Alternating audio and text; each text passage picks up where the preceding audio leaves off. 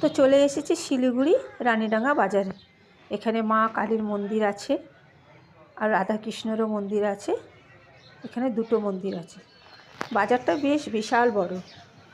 তো আজকে কর্তা নেই বাড়ির বাইরে, তা মেয়ের ছুটি, মেয়েকে নিয়ে বাজার করতে চলে এসেছি। এই যেখানে প্রচুর সবজি পাওয়া যায়, শাক পাতা সমস্ত কিছু। বিশাল বড় বাজার, মাছ মাংস সব কিছু, মুদিখানা, দশকর্মা, ফল, সমস্ত রকমের খুব ভালো ভালো জিনিস পাওয়া যায় এখানে। একদম সমস্ত কিছু দোকানপাট সব আছে। মন্দির, দুটো মন্দির পাশাপাশি, বেশ ভালোই বাজারটা। তো চলে এসেছি, এই যে আমি যাচ্ছি বাজার করতে।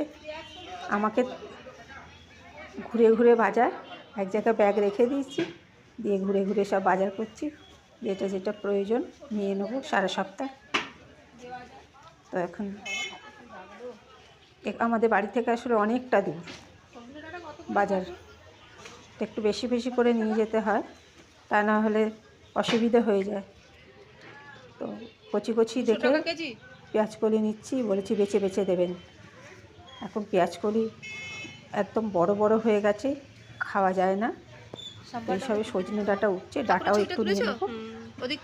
এই বাজারটা বেশ সুন্দর, সমস্ত রকম পাওয়া যায়। শুধু বাজার নয়, মুদিখানা থেকে কসমেটিকের দোকান, জুতোর দোকান, মিষ্টির দোকান, জামা কাপড়ের দোকান, মাছ মাংস, হ্যাঁ সমস্ত এত সুন্দর বাজার। এক জায়গায় আসলে সমস্ত কিছু বাজার করা যাবে। খুব সুন্দর, খুব ভালো লাগলো বাজারটা আমার।